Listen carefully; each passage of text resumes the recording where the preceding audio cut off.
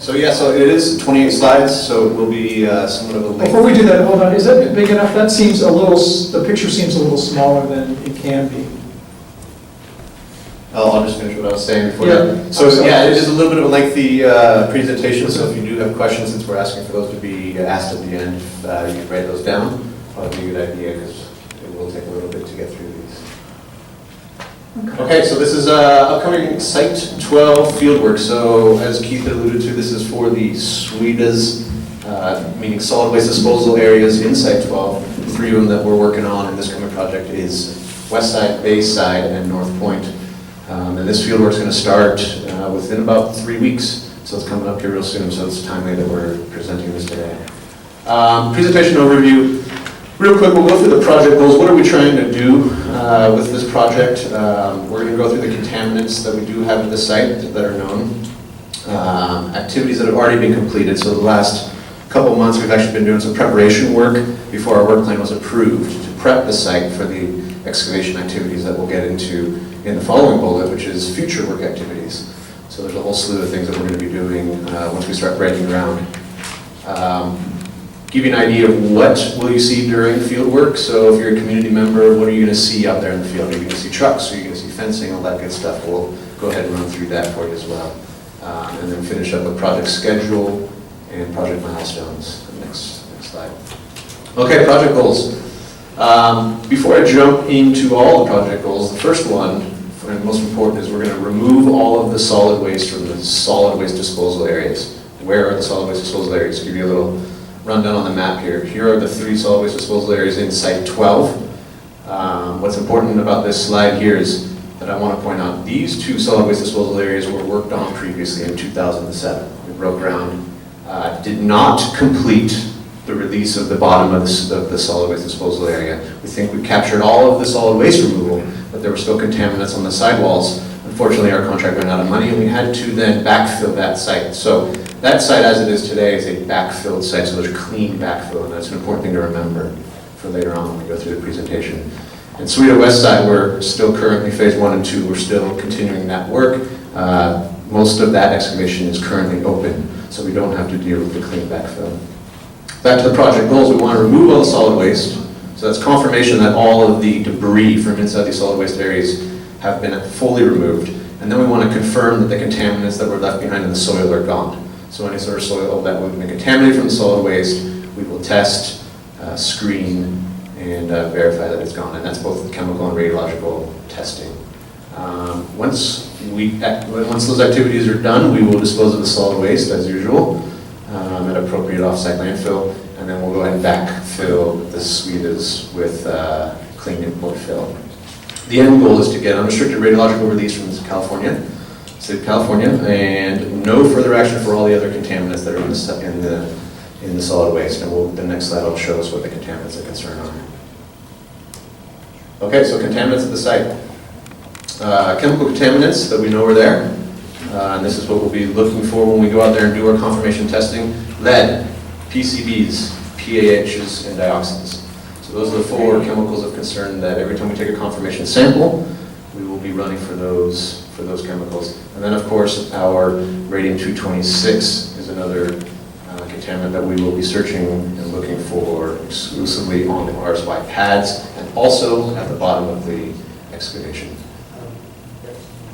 Okay, activities already completed. I did mention this earlier. We over the last 3 months, roughly, we have demolished all the buildings here shown in blue. Why did we demolish those buildings? Because underneath those buildings are the solid waste disposal areas. So we need to actually go beneath those foundations. We couldn't do that with the buildings being there. So now we have to remove those buildings, which we've already done. So all these buildings that are shown here in blue are gone. The lighter blue over here were done under a previous project, headed up by another project manager. Those were done during the phase 1, 2 aspects of this project. So those buildings are gone. That'll prepare us for the actual digging. Next slide. So along with the building preparation or building demolition, we had to prepare those buildings for demolition. So this was a big effort. We spent a lot of time and money out there removing asbestos. So the bottom 2 slides show you the containment structures that we have here in one of the residences.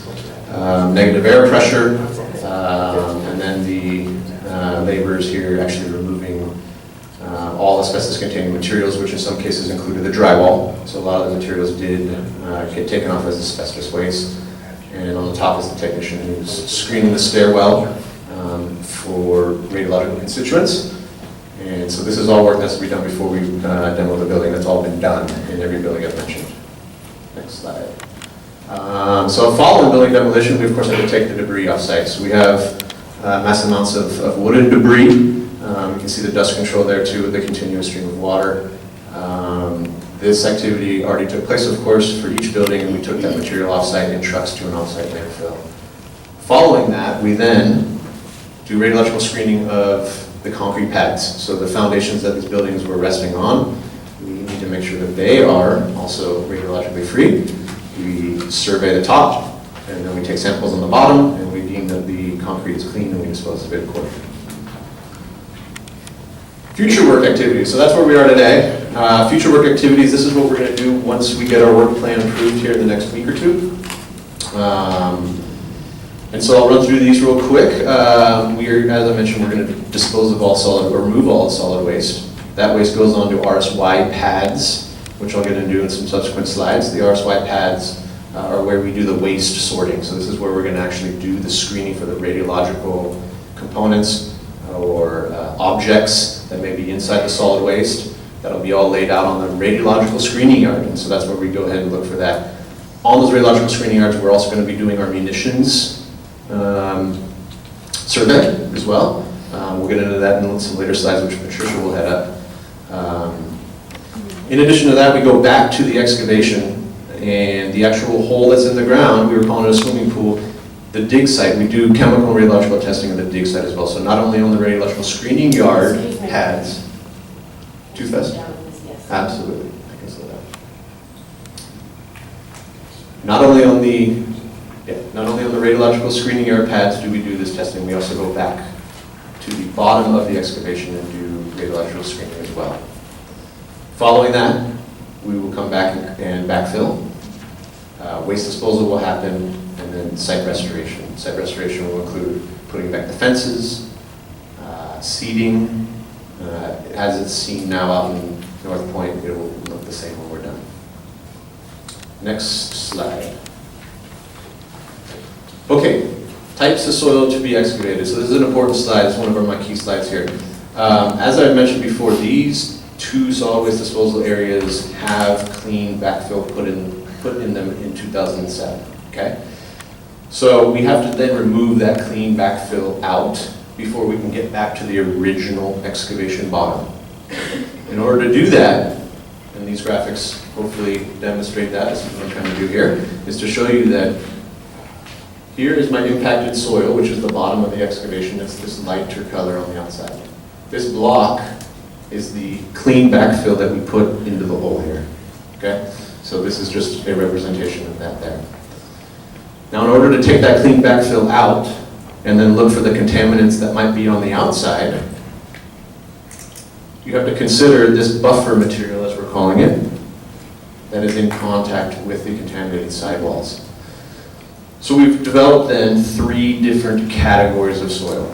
Impacted soil, which is the bottom of our excavation, the buffer material, which is here, and the clean backfill, which is coming out of the center of the excavation. Why is that important? Because the impacted soil is going to be taken to a different area to be sorted. Okay, it has one route, which we will show you, how that material travels from the excavation site to a screening yard that's over here in site 32.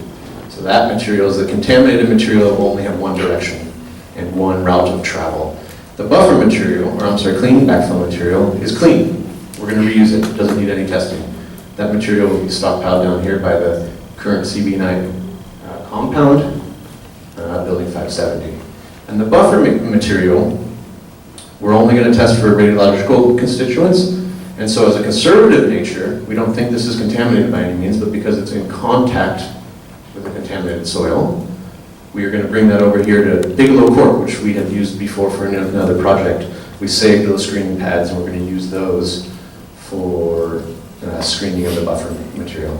More detail on that here in a minute. Another graphic will kind of show us how that runs down. So this is important because this is how we're handling all three materials.